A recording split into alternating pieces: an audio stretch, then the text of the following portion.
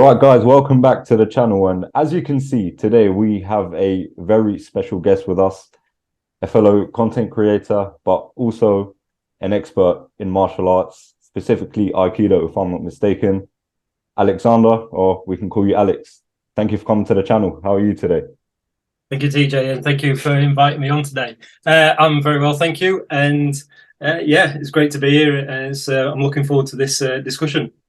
Perfect, perfect. And I say it's a pleasure to have you on here. And I feel like my introduction of you didn't give you justice. So if you could introduce yourself and your background, specifically in martial arts, it will be a really good way to start. No, it was a great introduction. Thank you. My background is mainly in Aikido. Actually, I started back in 2007, and specifically in Wama style because that's the weapons-based style of Aikido, focusing mainly on the katana, which is the sword, and the jo, which is the staff. It's about 4-foot staff. Okay. And the background of those weapon traditions, you've got Aikijo and Aikiken, which Ken just means sword in Japanese. Both of those traditions come back from the jiu-jitsu traditions of Aiki jiu-jitsu. You've also got Kenjutsu and Jo-jitsu as well, which are the weapons-based styles. So those are the applied styles. So my background's really focused a lot in those particular weapons. In about 2012, I then moved across to doing a lot of historical European martial arts, otherwise known as HEMA. Yep. And I focused predominantly on longsword training in there. So, and along with other weapons. So along the way, I've trained in various weapon martial arts, but I've always tried to focus on the link between different weapon styles and how they kind of fit together and the cross training between different systems. Yeah, absolutely. That's very fascinating, and it'd be quite interesting to sort of find out what triggered your interest into historical martial arts. Obviously, starting off in Aikido, but then sort of going into more of the historical aspect of it, because it's quite a very broad sort of topic, I guess. Yeah, it is, and I think for me, I suppose I was always interested in the staff because it's like the grandfather of weapons, really, because a stick can be obtained anywhere.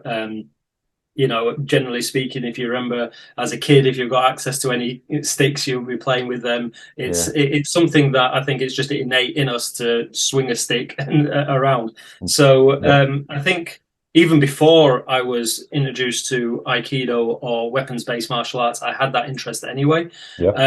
And then I think after I'd actually started, because of the training that I did, it was very much around movement based and applied, I suppose, applied weapon styles. But I was looking at, I suppose, more of the other influences in other martial arts and how they might use certain weapons, and particularly with the jo, with the staff, but also sword, and how they kind of fitted into one another.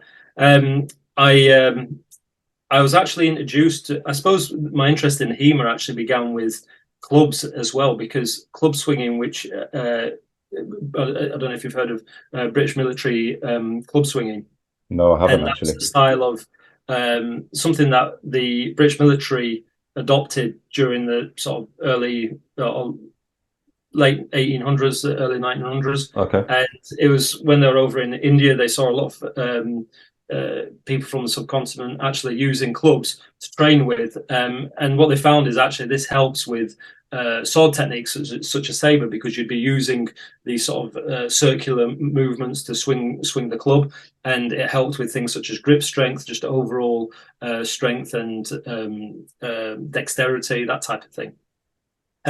So that kind of introduced me in that avenue, and then obviously from there I discovered obviously HEMA and the longsword, saber, other weapons. But I found that, I suppose, with the staff, there was less focus. I mean, I'm not saying that there aren't staff martial arts out there or people practicing it, but there wasn't the same emphasis as maybe the sword and people practicing various sword martial arts. So that kind of led me on to looking at, I suppose, the history and origins of where that came from, really.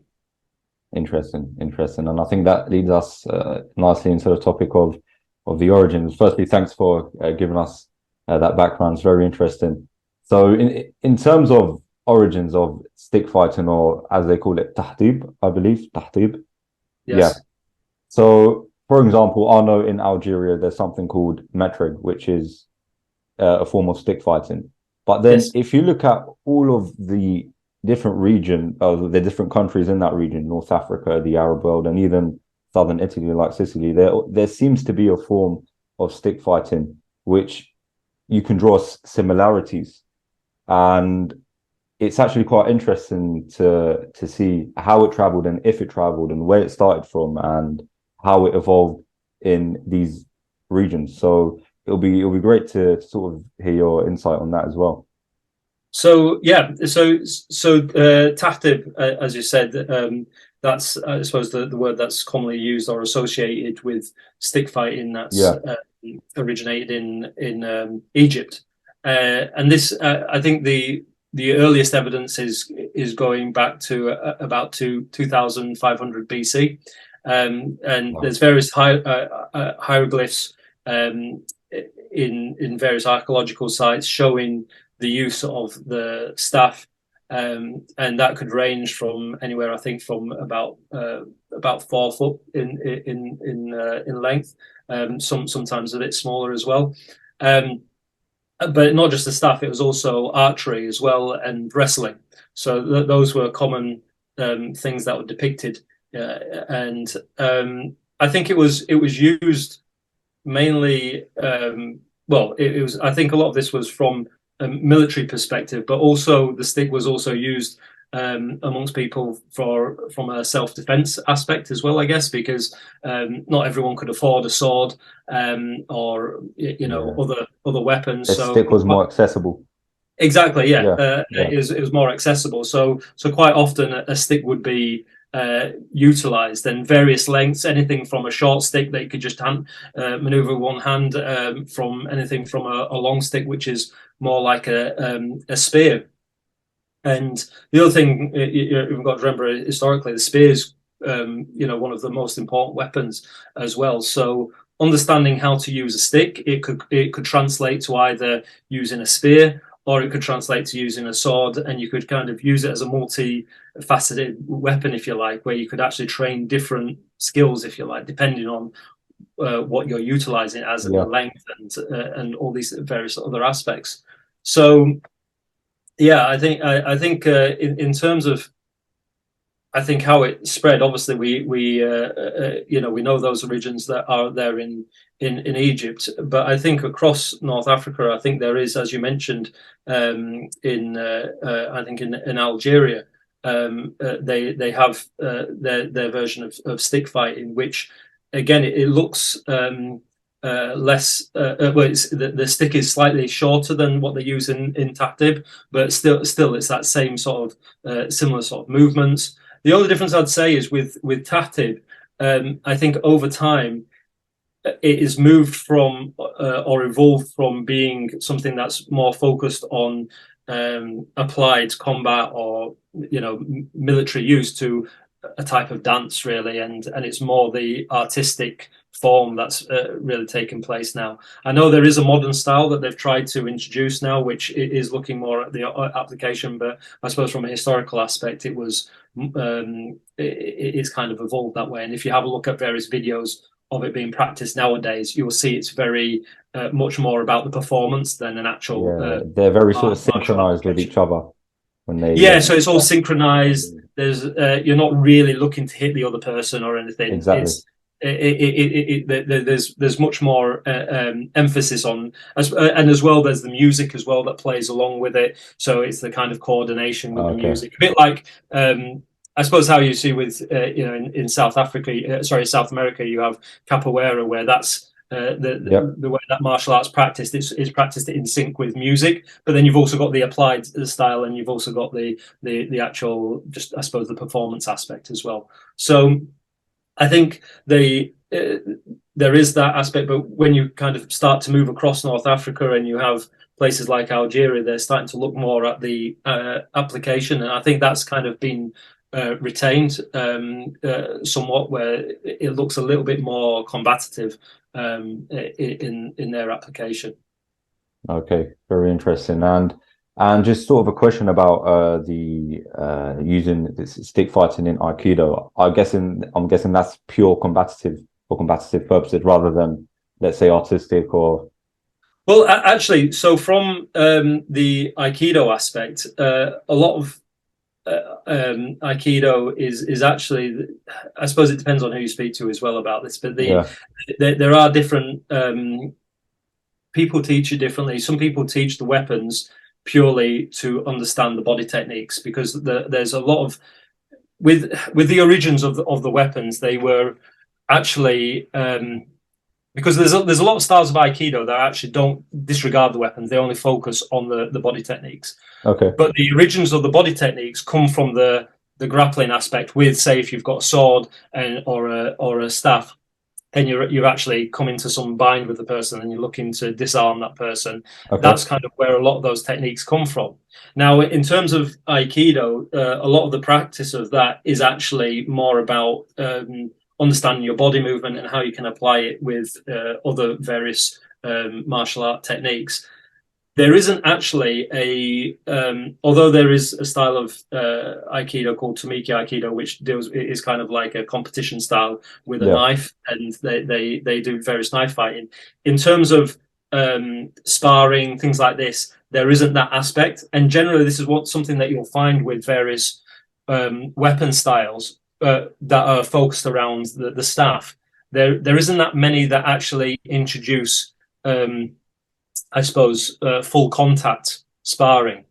Now, when you're talking about the short stick, yes, there is. So, for example, when you're looking at arts from, for example, Southeast Asia, you've got the Filipino martial arts, which are Arnis, Kali, Eskrima. They all use a short stick and usually a rattan stick for sparring. And they often, you look at the application.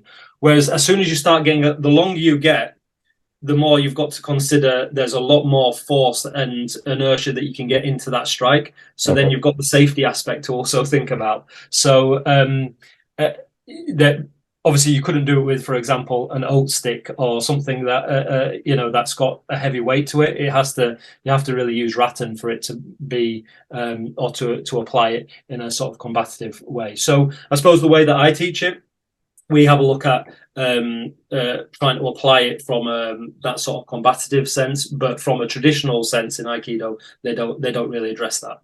Okay, it's quite interesting actually.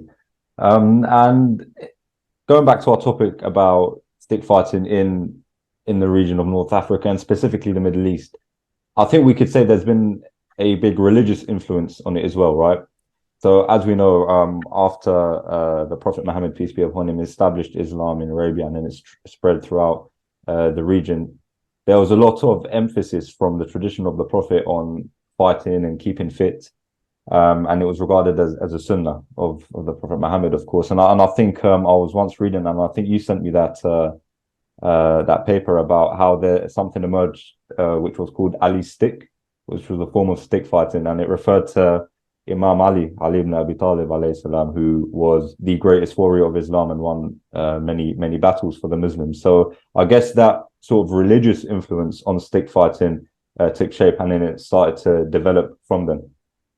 Yeah, and I think also when you look back to the stories of the Prophet Moses as well with the staff, of course.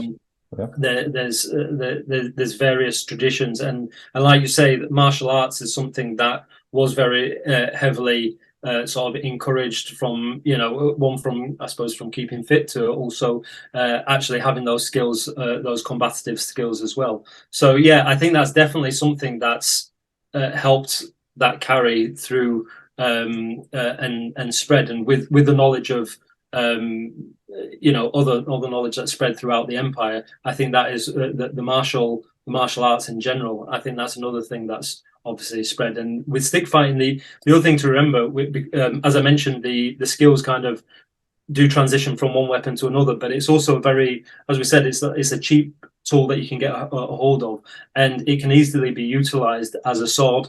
And using it for that training purposes, you can train in a safer manner rather than actually having a sword. Now, nowadays, when we have swords, you can actually have blunted swords with spring steel, where you can actually spar in a safe manner without getting worried about getting cut or something like this. Whereas training with a blunt stick, that's a very cheap option. So definitely, I think that's why I think stick fighting was probably something that was practiced quite widely. Yeah, absolutely. And do you think that there was influence from the East as well, from Asia, for example? Like, did Muslims, for example, who traveled towards that region, pick up some techniques or martial arts and then bring it back in the Middle Ages? So, I mean, there are stories of various.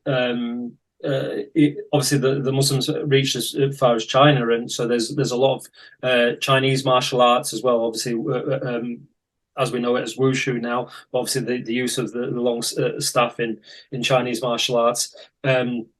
There's also a martial art in India, if I remember correctly, called Silimbam, which is another slightly longer, probably I think maybe about 6 foot staff, or around that length. But they use a staff there, and again, there's various skills that could have some cross-pollination, whether it's we've brought that from, I suppose, the Middle East there, or whether that's come this way. It's a bit hard to tell, because the problem with a lot of these traditions, they were passed down from generation to generation, and rather than necessarily being documented on paper, it was often just passed through verbally with to the various students that would have practiced that martial art. Yeah, and in that case, so going back to the Middle East, and specifically in the medieval times,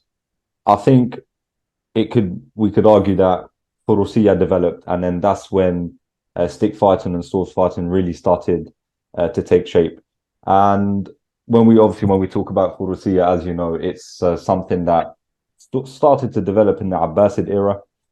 And what happened is that the Mamluks sort of, let's say, took it from them and developed it into a full art, with many manuscripts being written on it, specifically after the first invasion of the Europeans in the Crusade Wars, because that made the Muslims realize that, okay, we need to actually focus on our fighting. They couldn't handle the heavy cavalry of the Europeans, and that's when it sort of started to develop. And what we can see in many manuscripts is a form of stick fighting. I mean, there's illustrations about it, and then there's obviously descriptions about how to fight. What I'm going to do now is actually try and share my screen to look at the manuscript we try to analyze. Can you see it? Yes, I can see it clearly. Perfect. So we made an attempt of trying to translate this. Now, what I'm going to do is actually read out the translation. I'm not going to attempt to read it in Arabic live on YouTube, because it'll be a disaster. But we did make a good effort at it, and I'm going to read it in English. And hopefully, if you could give us your thoughts on what it could mean and what the technique they are trying to describe from your experience in stick fighting. Starting from, let's say, from this page, it says, meet your opponent face to face and start going in circles whilst holding your stick or spear. And whilst you and your opponent are going in circles, make sure you are also moving the stick in a circular motion. And after 2 circular motions, trick your opponent, don't give him a chance, and bear down on him with both hands like a hammer on his head with your spear and stick. And make sure you do this with an enemy. Now, going on to the second part, and by the way, before I carry on, I forgot to introduce this manuscript. So this is known as Kitab Makhzun Jami' al-Funun, and it's attributed to Ibn Akhi Hizam, and he's considered as the sort of founding father of Furussiya literature. And it could be a sort of offshoot or another variation of his primary work, Kitab al-Furussiya wal-Baytara. And on the front of this manuscript, it's also attributed to Miqdad ibn al-Aswad, who was one of the great companions of the Holy Prophet Muhammad. So that's just a sort of brief background about this manuscript, and I'll carry on with the translation. So then it goes on to say, if he stabs, shift your foot and press on his stick and spear. He will become unbalanced, then throw him from your right, and you will have shortened the distance to an arm's length, then step behind him or to the side, and he might try and hit your head, but you should know this. So crawl and duck down towards his arm with strength, then hit his neck with the left side. You can also hit from the right, and if he pressures your spear, hit him with a Hijazi move. And I'm assuming that's just a technique. Come from behind or the side, and if he does the same and your stick's locked, slide your stick up his one and his arm will go down, then grab him with your left arm, then thrust towards his chest with your spear. What can you make of this? What are your thoughts and what they're trying to sort of describe and instruct? So I think what they're doing is describing the different stages. So obviously from the first stage, they're describing the bit where you're encountering your opponent, you're kind of circling around that person, trying to feel out what they're doing, trying to find that opening. Yeah. It's then obviously once you found that opening, you're going in for that. You're trying to get that strike. Okay. They're probably the reason for the circling is probably because you could either turn that into a thrust, for example, or you could turn that into a strike. So it kind of whilst you're in movement, it can often be difficult to tell where that strike's going to end up coming from. So I think that's the opening bit. The second part is then going into, I suppose, closing the distance and grappling. And one thing that you find with weapons, if especially with for example with the staff, if you're unable to get a strike or for example a thrust, if you're unable to get either of those, and say if you, for example, slide up the other person's stick, you're then now into a grapple because you're in grappling range. Now you can, for example, use it in the middle, a bit like you see in some I suppose European manuscripts where they kind of use it in the center, with the quartz staff, where they use either end, so you're kind of shortening the range of it. But generally, you're wanting to try and use the length where you can, a bit like you would with a spear.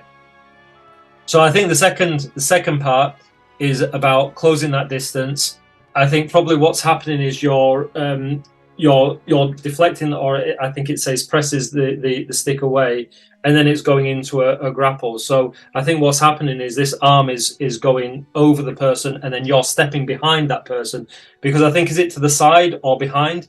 And depending on whichever the lead foot is, obviously you're coming on that outside, if that makes sense. So the outside of that person, and then they're then falling over your leg. So I think it's essentially a throw that's happening there.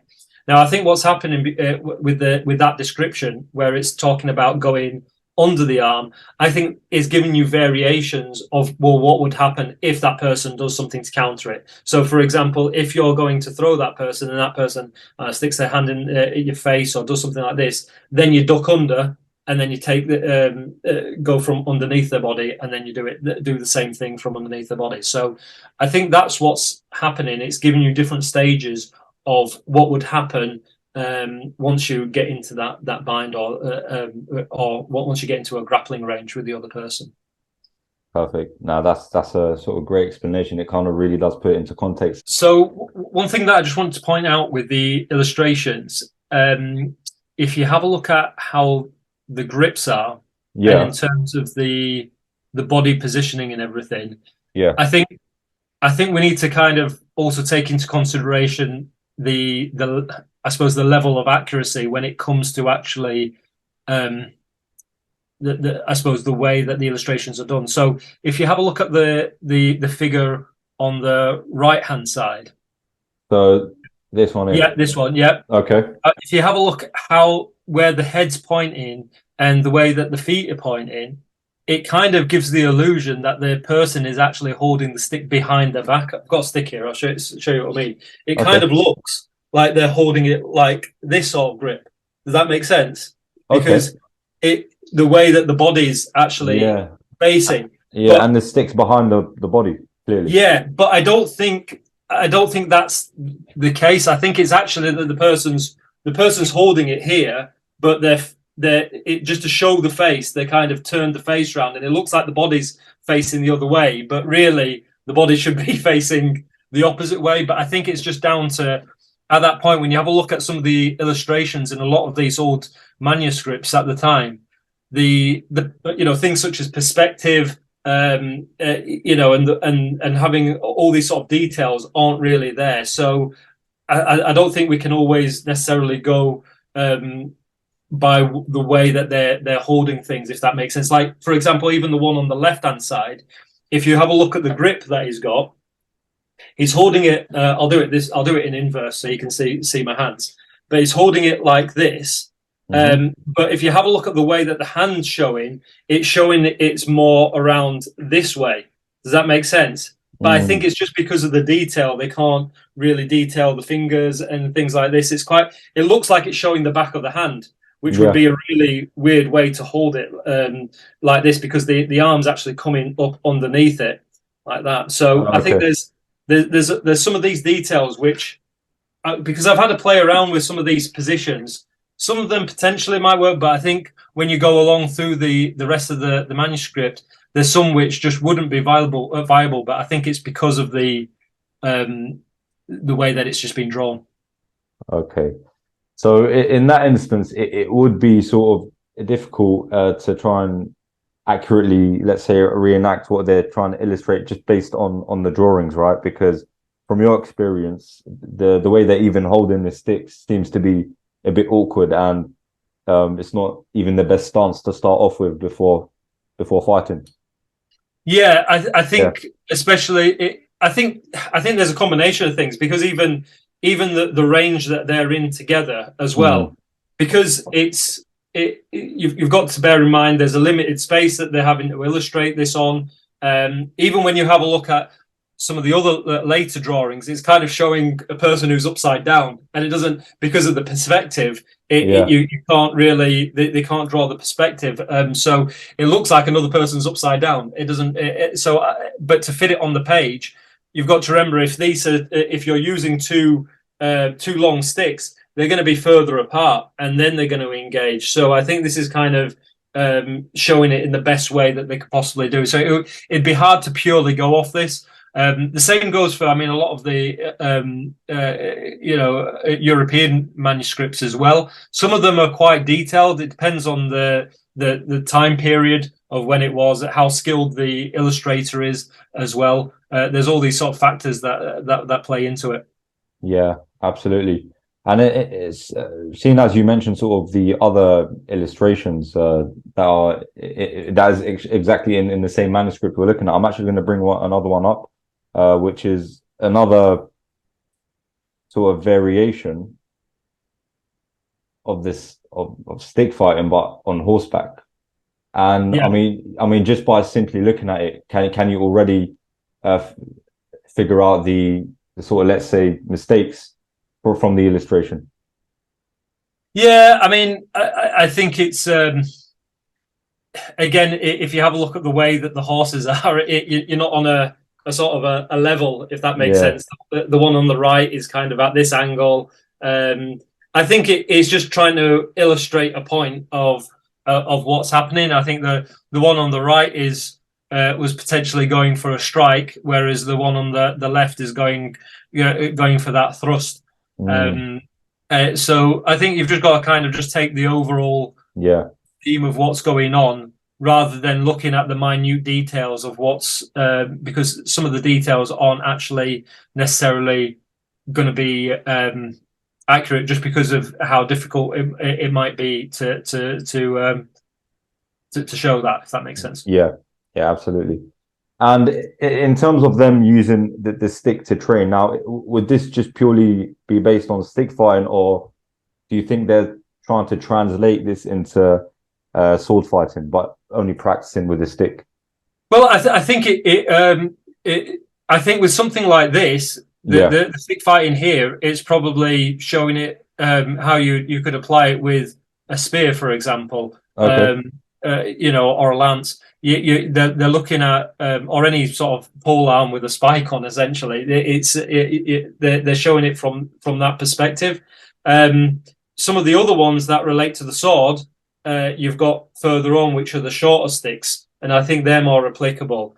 Just one thing to point out here that's interesting, though, because I don't think we should always neglect or forget everything about the details of the drawing. Like here, where it's showing the hand in which the reins are held.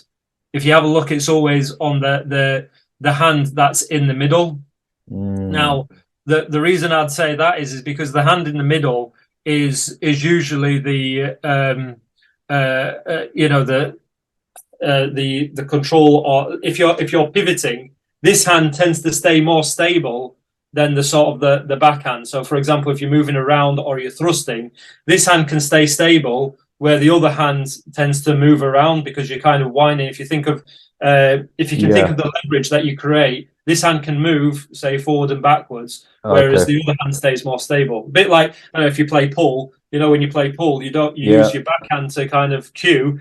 The front hand stays still. You don't cue like this, right? Yeah. So so it's this front hand wants to try and stay. Now that makes sense that if you're riding a horse, you're not going to be wanting to move. You want to trying to keep control of your horse. You don't want to be moving your reins around. So it'll make more sense to hold it in that hand. The other thing as well is if you ever were to go one-handed, or you needed to release that, you could, and then just go with the other hand and the backhand. Obviously, that could deliver the power. You could get more of a thrust there, or if you're going for some one-handed strike as well, it kind of makes sense that way. So I think there are certain things that you could derive from the illustrations. I suppose it's just trying to put it into context. Yeah, absolutely. And I think to sort of back up your claim about this could be potentially training for, let's say, fighting with a spear. I think you're right, because there's another illustration which is actually two horsemen holding two swords, right? And from the Arabic as well, I could read, it says باب الضرب بالسيف على الفارس. So the door, or the part of hitting the faris, or the horseman, with the sword. So again, yeah, I think you're actually right on that one. Yeah, and I think just having that understanding, or also looking at things like proportions as well. It's always difficult to tell. Again, like going back to the illustrations and how look at the proportion of the person to the horse, the size of the horse. They're the same size. Yeah, the same size. So it's so it's often difficult. For example, the shields there. Is that to illustrate, well, there's a shield on someone's back, but because they can't show the back, they just kind of put it as that sort of small symbol there. So there's all these things that you need to think about when you're looking at the illustration.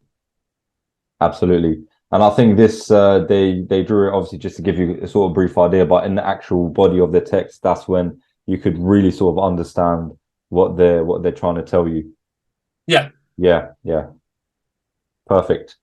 So I think we're sort of coming up to the end of the video. Unless you have any other sort of points you want to mention. I actually have a question about HEMA, so historical European martial arts. Now, when you are sort of practicing this art, do they actually directly refer to manuscripts such as the ones we looked at and try and reenact what they tried to do, or is it something completely different? Because it's something I've actually never done before.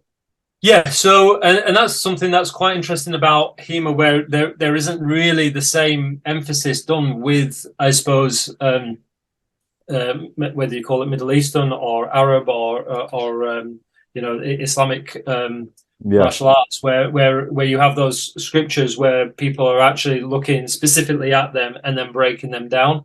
I think there's in HEMA that I suppose the tradition is actually to have these various manuscripts and then have them. They could often be in various languages such as German or Italian, and then they're translated into whichever language, and then from there people have different interpretations. Now the interesting thing is, depending on, see, a lot of people that go into HEMA come from other backgrounds, myself included. So often people will look at it from the context of what background they've come from. So they might have come from a kendo background, for example, or Olympic fencing maybe, or something like this. So they might come from different backgrounds and then have a completely different perspective on the same text, because often it's the text isn't. It can often often be left to interpretation. There could be numerous ways that you could potentially interpret it, depending on the perspective that you come from.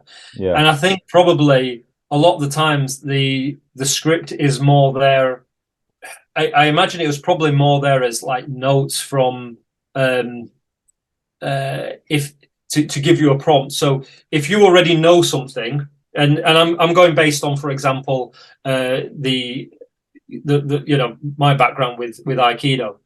Each of the techniques that you have, for example, with the staff, the Jo, there's, for example, 20 basic movements. Now, each of these movements have a description with them, but the description is it helps you remember if you know it already. If you don't know it, then it can be difficult, and you could probably think, oh, well, what does that mean? It could be like, thrust, then strike to the then a strike. Well, where's the strike? Is it to the leg? Is it to the head? So there's different sort of interpretations of where that could be. If it's a one-handed strike, where you take to get to that position, it doesn't describe all the steps in between. So going from, if you're raising it up, or if you're taking it here behind your head, and then it doesn't give you all those details. It really it tells you the final product often, or what you're trying to achieve. So and that's the same that you see with a lot of the.